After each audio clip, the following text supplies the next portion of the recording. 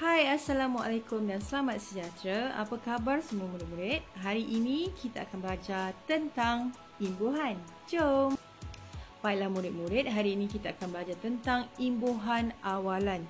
Imbuhan awalan ialah kata yang menerima imbuhan pada awal kata dasar. Tengok contoh di sebelah, berjalan. Jalan itu adalah kata dasar, kita tambah imbuhan di hadapan. Bila di hadapan, dia adalah awalan. Ber tu adalah imbuhan awalan. So, jadi berjalan. Contoh yang kedua, mencuri. Sama juga kata dasarnya ialah curi. Men adalah imbuhan yang berada di depan. Itu ialah imbuhan awalan. Kita tengok lagi yang lain. Imbuhan awalan ni dia ada banyak. Contohnya ber, men, pen, di dan ter. Ber ni macam berjalan, bersenam, berlari, berapa lagi? Betul. Kalau menulis, membasuh, melakar, apa? Cuba awak sebut. Kita teruskan. Pen. Pen apa? Penyanyi, pencuri, pendaki, pen. Bagus. Kita tengok di. Dimakan, dibasuh, bagus. Kita terus pada yang terjatuh, terrakam, banyak lagi ter. Sekarang kita fokus pada imbuhan ber. Ber ni dapat berubah menjadi be, bel dan ber. Dia tengok kata dasar tu. Contoh be kita guna untuk kata dasar yang mula daripada huruf R. Contoh rehat. Kita tambah ber saja di depan. Berehat. Dia tak boleh jadi berrehat. Tak boleh R banyak-banyak. Contoh yang kedua.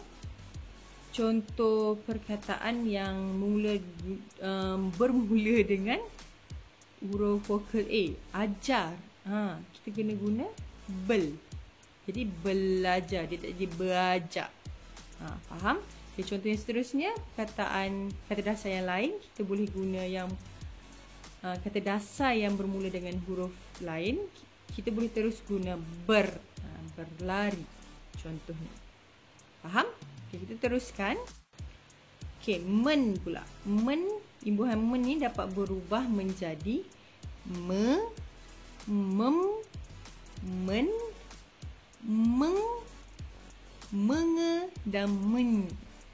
Banyak kan? Pening. Saya pun pening. Kita lihat satu-satu. Contoh melihat. Contoh dia. Perkataan yang bermula dengan kata dasar yang bermula dengan huruf L contohnya.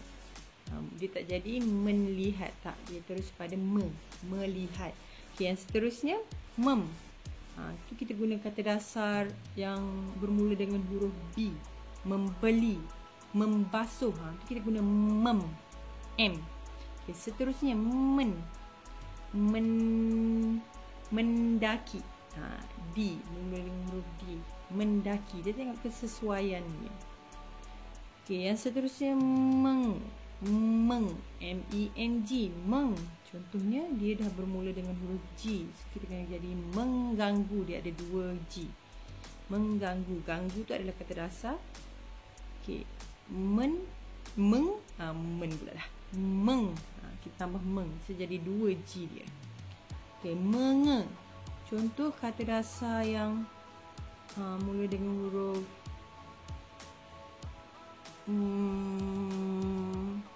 contohnya kata dasar mop. Dia jadi mengemop. Dia tak boleh jadi mengmop. Dia akan jadi mengemop. Kalau bom, yang satu tu mengebom.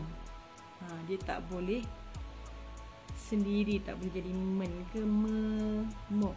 Tak boleh. Dia kena ada menge. Tambah M-E-N-G-E. Yang seterusnya menye. M-E-N-Y. Itu untuk biasanya kata dasar yang bermula dengan huruf S. Dan dia akan masukkan S tu. Kita buang S, kita ganti dengan Y. Jadi menyusun. Menyemak. Kan nyusun, susun kata dasar dia. S kan. Tukar jadi menyusun. Faham? Okey, yang seterusnya pen. Okey, pen ni boleh berubah menjadi sama juga, banyak juga. Pe, pem, peng, pen dan penge. Okey, kita tengok satu-satu contoh dia. Pe, contohnya pelukis. Okey, kalau pem macam tadi juga, dia mula daripada huruf B. Kata dasar dia pembaris, pembalut. Okey, contoh lain pula. Imbuhan lain, pen, pencuri. Itu contoh dia. Peng. Okey, biasanya yang ni dia bermula dengan huruf vokal. Contohnya usaha. U kan? Okay, kita jadi pengusaha. Satu saja G dia. Okey, seterusnya penge. Penge.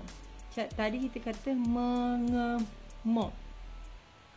Mengebom. Yang ni pun sama juga, yang ada satu patah dia, satu suruh kata kan, contohnya pengebom. Bom tu adalah kata dasarnya.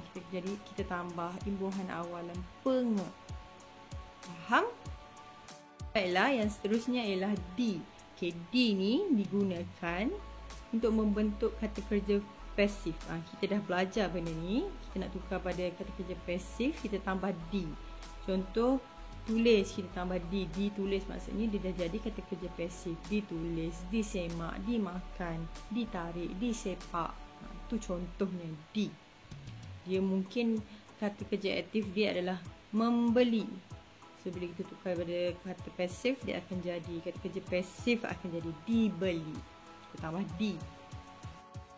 Baiklah, yang terakhir ialah ter. Okay, ter ni dia boleh berubah menjadi ter ataupun ter. Okay, kalau ter ni biasanya yang kata dasarnya dah memang mula daripada huruf R. Jadi teresap, terakam. Itu adalah untuk ter. Kalau ter, yang kata dasar lain lah. Terjatuh, terminum, termakan. Okay, itu adalah contoh. Baiklah murid-murid, setakat itu sahaja perkongsian saya tentang imbuhan awalan. So murid-murid perlu fahami, tengok video ni, fahami, tengok contoh untuk memudahkan murid menulis ayat dengan betul, dengan penggunaan imbuhan yang betul. Setakat itu saja, jumpa lagi. Bye. Assalamualaikum.